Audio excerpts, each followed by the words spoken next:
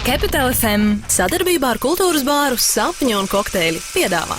Studijā eksperts.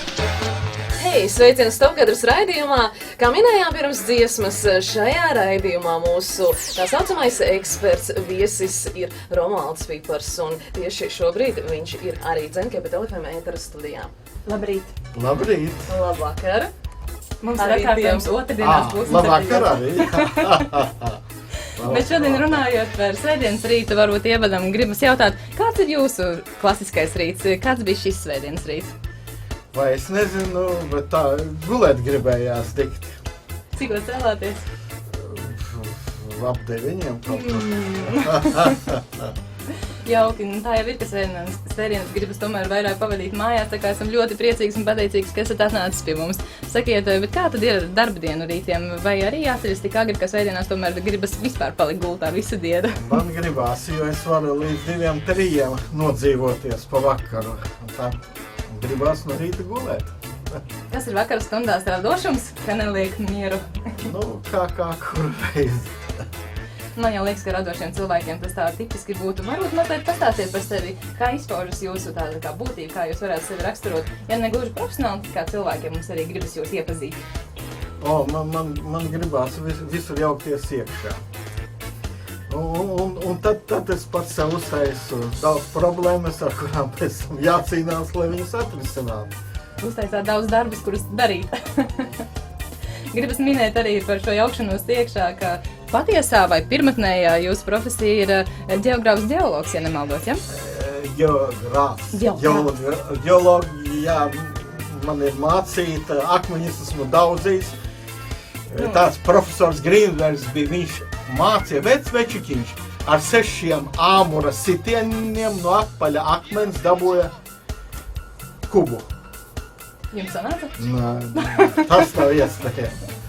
Romuald, bet sakiet, vai tā jūsu speciālitāte, kas tomēr kādreiz ir iegūta, saistās ar jūsu pēdējo darbu, ar Džosera piramīdas noslēpumiem? Tā ir iznācis. Es pieķēru sevi pie tādas domas, ka, tad, kad jau mācījos ģeogrāfos, jau tad man kājiņas sāka slīdēt uz kino pusi. Un tur bija visādas dažādas problēmas, bet mani pasniedzēja universitāti bija pretim nākoši, un tā kā īsti man galva necirta nost, ja? Un es domāju, caur ar to ģeogrāfiju pilnīgi, bet tagad kaut kā iznāk, ka arvien tuvāk un tuvāk. Man ļoti patīk, ka jūs teicāt, ka sāka slīdēt kājiņas uz kino pusi. Pastāstiet mazliet smalkāk par to. Vai, ja paši sākumi, tad tas bija ļoti, ļoti sen. Es mācījos kādā 8. klasē, ja, kad Daugavpils pionieru namā Mečislavs Caunis skolotājs, lai viņam labi klājās, iedeva kinokameru rokās pirmo reizi, ja. Lūk tā. Un tad tāpa tāda filmu Suņa dzīve. Nosaukums, tad es vēl nezināju, ka ir tāda klasiska filma Suņa dzīve.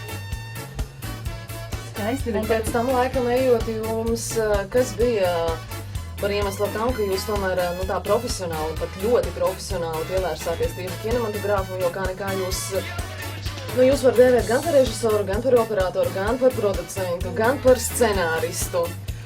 Mana nelēķa mamma man vēl bērnībā teica, dēliņi, 9 amati, 10. Īstais. Vai tas ir tāds ir teiciens, jā. Ja pa profesionālo runā, tad katram jādara savs. Aha. Tas nav labi, ka jūs nosaucāt tik daudz profesijas. Tas ir saistīts ar to, kādā kino situācijā mēs šodien atrodamies, un diemžēl daudzi tā dara, un tas nav labi. Hei, sveiciens! Tu klausies raidījumu Stopkadras, un šajā nedēļā Sapņu kinokluba nedēļas filma ir leģendārā mūzikas skaņas 1965. gads, un režisējis šo lielisko filmu ir slavenais Roberts Vaiss. Nedaudz par filmu. Brīnumains un patiesi sirdi aizkustinošs stāsts, kas kļūst par visu laiku vispopulārāko filmu visai ģimenei. Ambarošā Džūlija Endrjusa spēlē Mariju, jaunu apgarotu sievieti, kas pamet klosteri, lai kļūtu par kapteiņa Fon Trapa 7 bērnu guvernanti. Kapteinis ir aristokrāts atraitnis, kas savā mājā noteicis tik stingrus likumus, ka mūzikai un jautrībai tur vairs nav atlicis vietas. Šī filma ir 5 Oskaru balvu laureāti, ieskaitot balvu par labāko filmu, un tajā skan tagad jau visā pasaulē iemīļotās dziesmas. Centīšos arī šodien kādu uzlikt, lai jūs priecētu. Atgādināsim, ka Stopkadras raidījumā šonedēļ mūsu viesis ir režisors Romualds Pipars. Un es domāju, Ilze, tieši viņam arī prasīsim šobrīd par leģendārajām mūzikas skaņām. Pirmais ātrais jautājums, vai jums patika šī filma? Jā, patika. Patika toreiz, kā kādā 73., 4., 5. gadā, kad viņa tika uz ekrāniem iekās. 10 gadus pēc tam, kad viņa tika uzņemta, tad nonāca uz Padomju Savienības kinoteātra ekrāniem. Man patikās arī vakarnāk, ka es ar mazmeitiņu noskatījos vēlreiz. Jūs apzināti skatījāties, vai arī kaut ko televīzijā rādīja? Nē, es apzināti skatījos. Jūs mani aicināt runāties, kā to neskatīties. Un mazmeitiņai arī patika? Jā, patikās. Jā. Bet viņa arī bija vairākas reizes jau redzējusi. Jā. Ja jums, Romuald, vajadzētu šo filmu raksturot pāris teikumos, kā jūs to darītu? Kādu iespēju tā ir uz jums atstājusi, kas paticis, kas varbūt nav paticis? Gan tajā laikā, gan varbūt arī vakardien pārskatot? Tie iespēja varbūt drusciņi dažādi ir. Ja? Man satriec toreiz, un arī šodien tas lielais vērienīgums, tā Holivudas iespēju, toreizēju iespēju, teiksim, tāds kalngals, kā man likās. Toreiz, no kā varēja mācīties, no kurienes šodien vajadzētu varbūt kaut kādās detaļās mācīties. Tas man satriec, jā. Jūs saprotiet, iedomājieties, kā jūs jauni cilvēki varat iedomāties. Mēs varam. Iedomājieties, kinoteātris palādījums, kura nav, jā. Bet zināt, rudenī atkal tur vairs vairāk kaut ko. Bet jūs skatāties platformātu ekrānu, platformātu filmu. Ar kvadro skaņu, tas ir pilnīgi telpisku skaņu. Iedomājieties, ka jums nav interneta, kad jūs nevarat paskatīties. Toreiz tas bija tehniskas kvalitātes, teiksim, kalnā. Un fantastiski profesionāli uzņemts darbs. Jā, fantastiski izgaismots kadrs, izreikināts katrs sīkums, katra detaļa, katra cilvēka emocija, scenārijs izreikināt līdz pēdējiem miligramam. Ja. Kā skatītājs tam var pretoties vai apšaut, bet viņš vienkārši ir mēms. Un šodien es redzu, ka jā, iespējams profesionāli krāni kaut kādi šodien būtu labāki. Iespējams kāds stedikams būtu šur tur labāks, kādā kustīgā kadrā. Iespējams, tur, kur tagad ir uzzīmētas dekorācijas paviljona filmētais, iespējams, šodien tas būtu filmēts dabā. Bet tur ir tik labi uzfilmēts paviljons, ka es ar grūtībām pats atšķiru. Sveiciens! Tikko noklausījāmies vienu no soundtrackiem no muzikālās ģimenes filmas The Sounds of Music. Ar nosaukumu My Favorite Things, un būtu tikai loģiski, ja mēs arī mūsu šī raidījuma viesim Romualdam Piparam pajautātu, kādas ir tad viņa mīļākās lietas. Romuald? Kādas ir jūsu mīļākās lietas?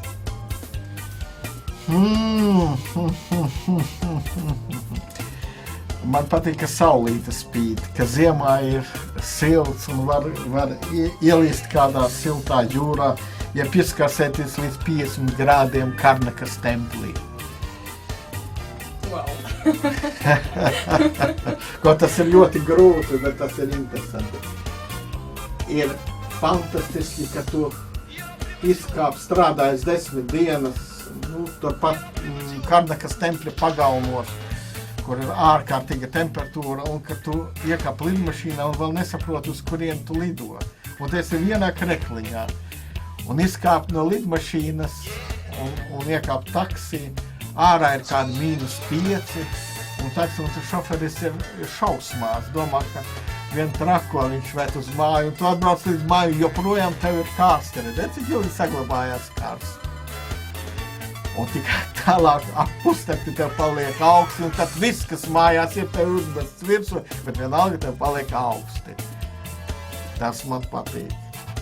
Mājas sajūta, Latvijas sajūta. Jā, man patīk pēc lietus rīts, kaut kur laukos pļavas smaržojoša, atkal saulīt.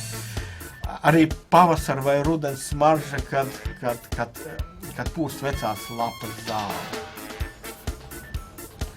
Tie, kas pilsētā iziet kādreiz ārā, pasmaržojāt. Kolosāli. Tā reiz man tieši sanāca būt laukos, un braucot ar laukiem, tu noteikti sajūti to lauku smaržu, kas nevar būt pat salīdzināt ar to, kas darās pilsētā. Tad jau mana kārta palielīties, ka arī es vakar biju laukos neatkarīgi no dienas. Un lielākā bauda skrieta plikām kājām slapjā zālē, tas vārdiem neaprakstām. Tad jau gribas arī pajautāt, kādi ir šie kadri varbūt no pašas filmas, arī diezgan izjūtas, emocionāli tādi piesātināti. Ja bez mīlestības visu, kas tur šajā filmā ir uzrādīts, kas ir tas, ko jūs gribētu pieminēt? Ieteikt, izbaudīt, pievērst uzmanību skatītājiem šajā filmā.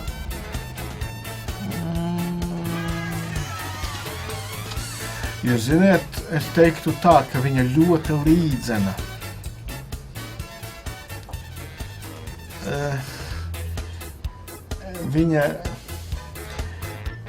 Viņa skaisti saldi līdzena, jā. Un es negribu teikt, ka saldi tajā sliktā nozīmē, ko kādreiz saku, bet es redzu kopīgu operātora darbu, mākslinieku darbu, man tā grūti izraut kādu kadru. Man kā dokumentālistam patīk dokumentālās ainas, bet es jums teikšu ko citu. Es pieminēju dokumentālos kadrus, kuru tur ir ļoti maz, ja, tā ka tur ir paviljona filmētais. Bet vai jūs zināt, ka šī filma bāzējās uz pilnīgi patiesu notikumu, jā? Un jūs zināt, ka tā Marija, oriģināla Marija, ar mums ir dzīvojis ļoti daudz gadus kopā uz šīs pasaules, jā, manuprāt, viņa nesen ir aizgājusi tikai, jā. Tā kā, redziet, varbūt, ka šī filma tik ļoti daudziem patīk, ka tur it kā tajā saldajā, pārsaldinātāja, tā skaistajā, uzburtajā pasaulē, apakšā ir tik liela dokumentālitāte, kaut arī neticās, ka tas tā ir, ja? Un varbūt tāpēc tā filma ir tik ievērojama, ka, kaut kādā veidā tas īstenības gars tur ir iekšā. Kad šajā nedēļā runājam par Roberta Vaisa 1965. gada muzikālo ģimenes filmu Mūzikas skaņas, kas jau 3. augustā 7:00 vakarā būs skatāma Blaumaņa ielā 32.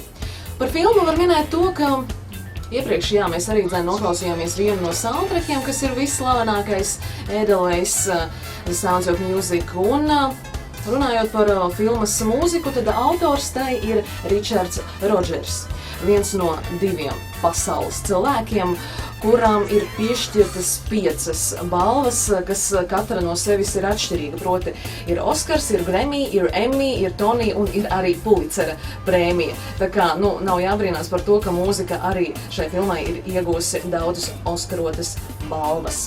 Šajā stopkritis raidījumā mūsu viesis ir režisors Romualds Pipars. Ilze, turpinām sarunu. Gribas atsaukties uz Romualda teikto jau, ka šī filma ir balstīta uz autobiogrāfisku stāstu, un tad arī mazliet par dažām niansītēm, ko varbūt neesam citi dzirdējuši. Kā jau minējām, balstīta uz patiesu dzīves stāstu, autobiogrāfiju, kuru sarakstīja Marija Fon Trapa, stāsts par Trapu ģimenes dziedātājiem. Un redziet, šajā ģimenē ir teiks, ka bijuši 10 bērni, nevis 7, jo 3 no tiem ir bijuši viņu pašu bērni, kā arī tāds fakts, kā Marija ir apprecējusi Džonu Van Trapu dēļ mīlestības, bet neapprecēt mīlestības dēļ gan, bet gan dēļ tā, ka viņai ļoti patika dziedāt, ko mēs redzējām filmā. Gribas arī minēt to, ka attēlotā Marija filmā ir gaišstēls, bet savukārt pašā dzīvē esot bijusi kašķīga, un viņas meita esot izteikusi tādu citādu, ka ir mātei pamātei ir drausmīgs raksturs un nekad nevarēja zināt, kas viņai uznāks, kas nāks prātā tīri emocionāli. Redziet, šīs nianses varbūt ir pretstatā un interesants, kā mēs tomēr uzzinām, ka ikdiena ir citādāk nekā pati filma, jo filma tomēr ir filma. Mēs viņu uzfilmējam, mēs viņu radām. Varbūt jums ir kāds komentārs par to, kāda tad šī filma jums ir skatījusies šīs 15 reizes, kā jūs iepriekš minējāt, un tad man radās jautājums, ko nepaspēju precizēt, kādēļ tieši 15 reizes, vai tādēļ, ka ļoti patika? Varbūt intuitīvi es gribēju mācīties. Toreiz es vēl biju geogrāfs, vēl nebija īsti pārgājis uz darbu Rīgas kino studijām. Varbūt tas bija viens. Tikai vakar man likās, varbūt arī vēl kāda nianse ir, kuru toreiz ne es, nekāds cits to nesaprata apzināti. Vismaz Latvijā nē. Filma stāsta par brīdi pirms Austrija okupēja Vācu karaspēks. Un iedomājieties, ka mazā Austrija, kuras karogs tik ļoti līdzinās Latvijas karogam, plīvo par spīti Vācijas okupācijai. Viena maza tauta ar dziedāšanu stājās pretī, kā var, no paša kapteiņa līdz mazākam bērnam un protestē pret sev pieejamiem līdzekļiem pret lielvaras ienākšanu un Austrijas okupāciju. Varbūt intuitīvi daudziem Latvijā likās līdzība ar Latviju, ar Latvijas likteni. Man tāda doma vakar iešāvās, vai tas tā bija vai nē, es nezinu.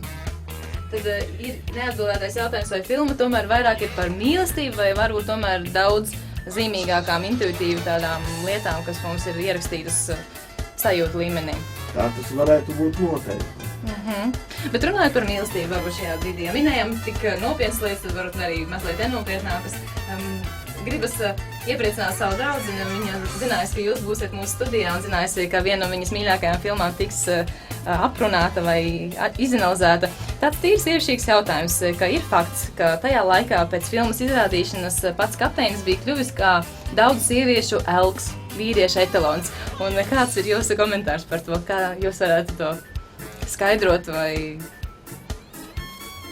Es būtu izbrīnīts, ja viņš nebūtu kļuvis par daudzu sieviešu etalonu. Es droši mēģināju attaisnoties, kādēļ es tik daudz reizes skatījos šo filmu, ja?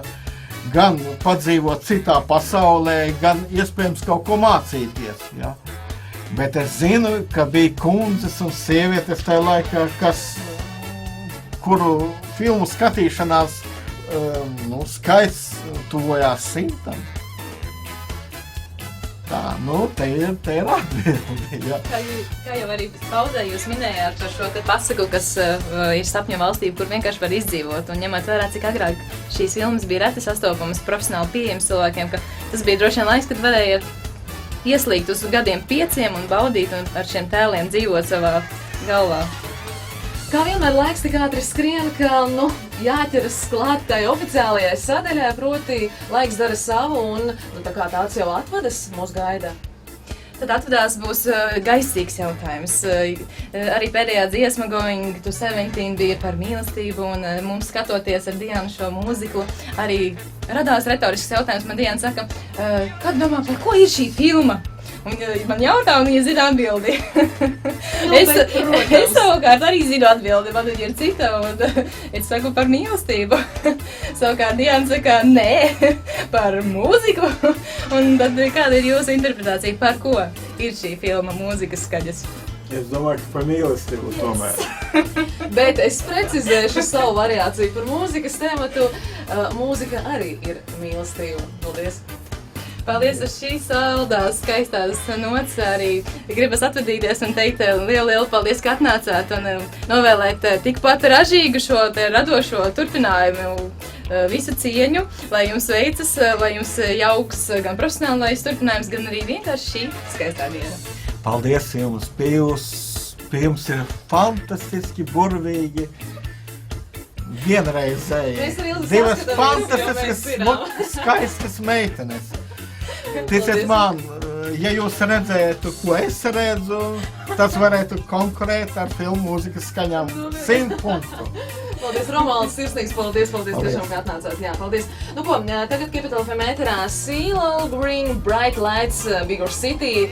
Atvedāmies mēs te arī aizkadrā, un tad vēl pāris vārdus uz atvedām mēs ar Ilzi. Palieciet kopā ar mums.